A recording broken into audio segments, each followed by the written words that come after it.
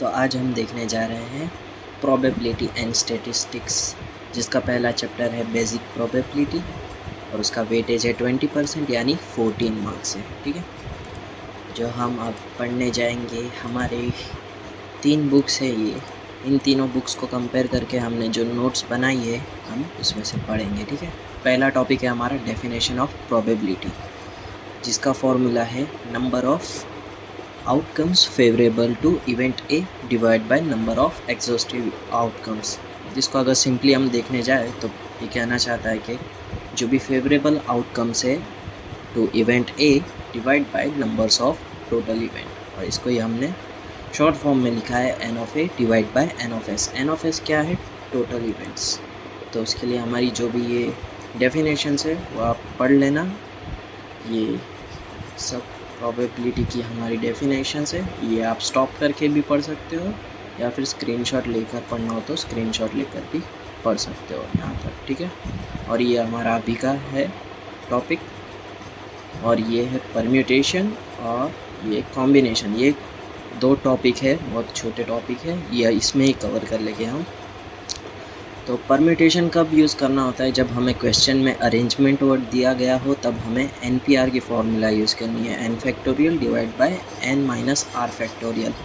और जब भी हमें क्वेश्चन में सिलेक्टिंग, चूजिंग या ड्रॉन वर्ड दिया गया है तो हमें तब कॉम्बिनेशन वाली फॉर्मूला यूज़ करनी है, यानी NCR equal to n factorial divide by r factorial into n minus r factorial. तो इसका एक क्वेश्चन भी था, पहला ही पेपर और पहला ही क्वेश्चन था। हाँ, ये रहा। तो इसके अंदर दिया, in how many different ways can 4 of 15 laboratory assistants can be chosen to assist.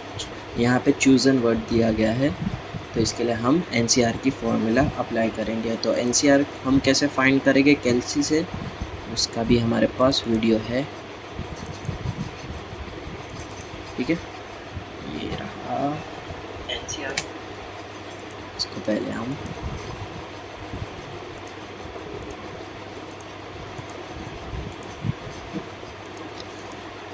Find करना है। ठीक है, पहले हमें n और r फाइंड करना होगा। ये क्वेश्चन में हमारा n है 15 और r है 4, तो हमें पहले n लिखना होगा, n फिर NCR का बटन दबाना है, फिर 4 और हमारा आंसर आ जाएगा। या फिर NPR फाइंड करना है, और तो शिफ्ट फिर NCR का बटन और फिर आप यहाँ से NPR हो जाएगा। तो इस तरह से हमें NCR फाइंड करना है। ठीक है, तो अब हम आ जाते हैं हमारे टॉपिक पर। ये हो गया हमारा टॉपिक, और आते हैं मेन टॉपिक पर। तो इसमें पहला क्वेश्चन है, 3 unbiased coins are tossed, find the probability of getting exactly 2 head, at least 1, at most 2 head on a second coin, exactly 2 heads in a succession. तो पहले हमें टोटल इवेंट्स फाइंड करने हैं। टोटल इवेंट हम कैसे फाइंड करेंगे? इसके लिए हमें एक फॉर्मूला चाहिए, m raise to power n। तो m क्या होगा हमारा? m होगा आउटकम। जैसे कि ये कॉइन है, तो कॉइन में कितना आउटकम हो गए? एक तो हेड और एक टेल, तो ये 2 आउटकम्स है। और उसकी पावर कितनी होगी? हमारे पास कॉइन्स कितने हैं? 3, तो इतनी हमारी पावर होगी, तो इक्वल टू हमारे टोटल 8 आउटकम्स हो गए। ठीक है, और अगर डाइस दिया गया है तो डाइस के कितने आउटकम्स हो गए? 6 साइड है तो 6, और पावर में अगर समझो कि हमारे पास 2 डाइस है तो उसके टोटल आउटकम्स कितने हो गए? 36।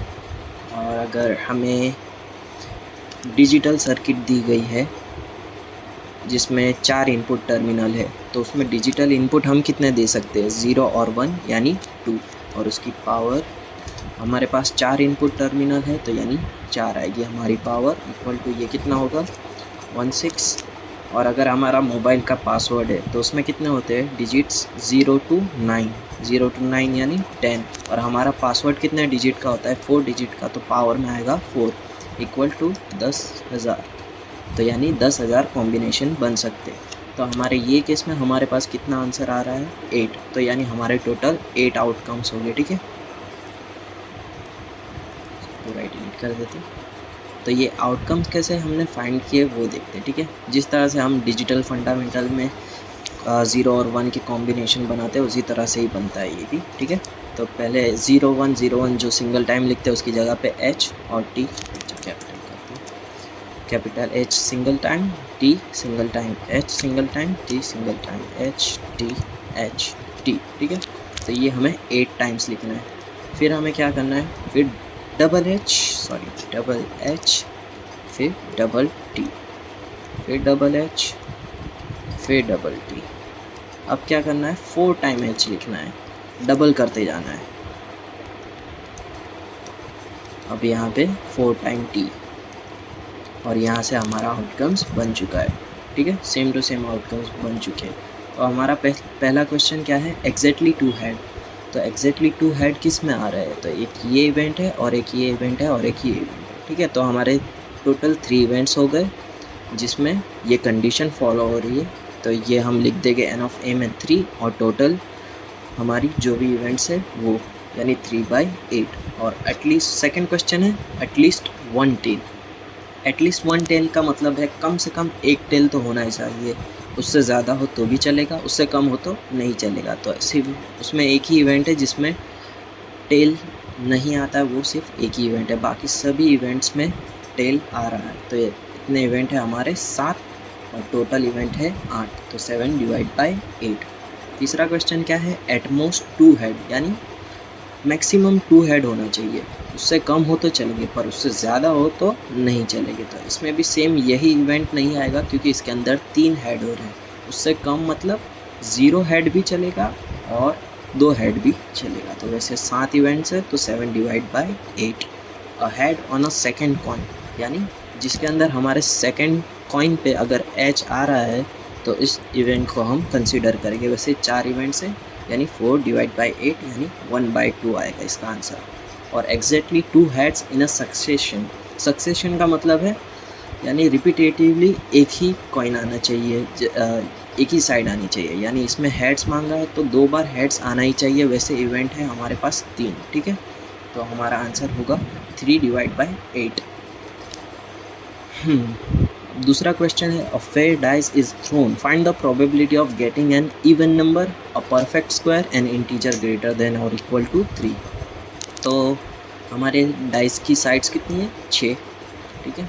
उसमें इवन नंबर कितने हैं, 2 4 6 यानी 3।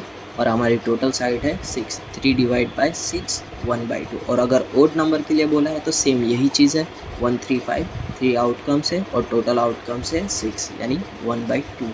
अ परफेक्ट स्क्वायर के लिए हमें क्या फाइंड करना होगा कि 1 का स्क्वायर कितना होगा 1, 2 का स्क्वायर कितना होगा 4। तो ये 1 और जो 4 है इनका परफेक्ट स्क्वायर मिल जा रहा है हमें डाइस पर। अगर मैं 3 का स्क्वायर करता हूँ तो हमें मिलता है 9, पर 9 तो हमारे डाइस पर आता है नहीं। इसके लिए हमें 1 और 4 को कंसीडर करना है, जो हमारे पास हो गए total 2 events.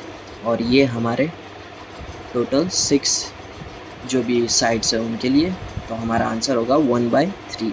And integer greater than और इक्वल टू 3 मतलब हमें 3 और 3 से ज़्यादा यानी 3 4 5 6 आए तब हमें कितने इवेंट्स मिलते हैं, 4 इवेंट्स। तो 4 इवेंट्स डिवाइड बाई 6 यानी आंसर आएगा 2/3। तीसरा क्वेश्चन है हमारा कार्ड्स का। तो कार्ड्स कितने टाइप के होते हैं हमारे पास, 4 कार्ड्स होते हैं HDFC, ठीक है। F नहीं आएगा, S आएगा, S, ठीक है। जो HD होते हैं वो कलरिंग होते हैं यानी रेड होते हैं और जो SC होते हैं वो ब्लैक होते हैं। HDFC का मतलब है head, diamond and spade and club. तो उसके पिक्टोरियल व्यू देख लेते हैं। हाँ, तो पहला है heart, diamond, spade and club. Same यही ऑर्डर में लिखे हैं, ठीक है। हार्ट के टोटल 13 कार्ड्स है, डायमंड के 13, स्पेड के 13 और क्लब के 13। तो इस तरह से टोटल 52 कार्ड्स होते हैं, ठीक है। इसमें एक कार्ड होता है इक्के का यानी एस का, जो हर एक कैटेगरी में होता है, हर एक टाइप में होता है। और फेस कार्ड होता है यानी ये किंग, क्वीन और जैक का, ठीक है। ये 3 कार्ड्स हर कैटेगरी में हो गए यानी टोटल ये 12 कार्ड्स हैं। और एस के बाकी के 4 और ये 2 से लेकर 10 के कार्ड्स है, ठीक है। हमारे क्वेश्चन पे आ जाते हैं अभी। ये HDFC समझ गए होंगे, ठीक है। पहला क्वेश्चन है a card drawn from a well shuffled pack of 52 cards. Find the probability of getting a king card, face card, red card, card between 2 and 7 inclusive, getting a card between 2 and 8 exclusively. ठीक है, तो पहले हमारे पास total card कितने हैं? 52 cards लिख दिए हमने, उसमें से एक ही कार्ड ड्रॉ हो रहा है। ठीक है, तो ये हम कैलसी से भी फाइंड कर सकते हैं या फिर इस तरह से भी फाइंड कर सकते हैं, पर इसमें अगर हमारा आर अगर 1 है तो हमारा आंसर एन ही आएगा। ठीक है, ये क्या हो गया है? ये तो हो गया ना। ओके, तो यहाँ पे हमारा आंसर एन ऑफ एस आ रहा है 52। ठीक है, let A be the event of getting a king card. King card हमारे पास कितने हैं? किंग कार्ड ये कार्ड है। ठीक है, इसका एक दूसरा ये सही है। ठीक है, तो किंग कार्ड हमारे पास कितने हैं? 1 2 3 4 कार्ड्स है। ठीक है, तो 4 कार्ड्स लिखेंगे, उसमें से एक कार्ड सिलेक्ट हो रहा है यानी 4C1 और आंसर तो आएगा 4 ही। तो हमारा टोटल फेवरेबल इवेंट कितना है? 4 और टोटल इवेंट है 52, तो आंसर आएगा हमारा 1/13। गेटिंग अ फेस कार्ड हमारे पास कितने हैं? ये 3 3 3 3 यानी 12 कार्ड्स है। ठीक है, 12 कार्ड में से एक कार्ड पिक हो रहा है यानी 12 डिवाइड बाई 52, आंसर मिल जाएगा हमें 3/13।